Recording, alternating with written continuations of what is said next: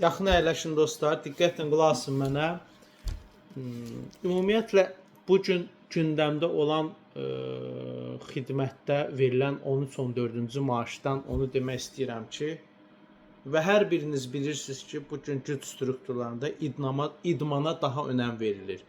Yəni bir hərbi qulluqçu turnikdə dartına bilmir, belə deyək də, qaça bilmir filan. Yəni bunu özündə düzəltməlisən gələn il üçün, növbəti illər üçün ki, belə bir problemlərlə üzləşməsən və bir çoxu deyir bizim kəsrimiz olub, biz 13-14-cü maaş ala bilmirik, gözümüzü ona dikmişik, hərbiçilər olsun.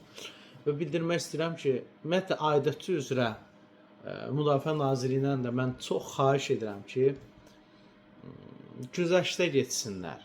Düşünürəm ki, gələn ildən bu daha fərqli olacaq. Daha da diqqətli olacaq bizim hərbi qulluqçularımız. Amma mən onların adından xahiş edirəm ki, sıfır vermək, yəni məncə biraz düz olmaz. 50% olsun, nə bilim 25% olsun. Birdən-birə tam kəsmək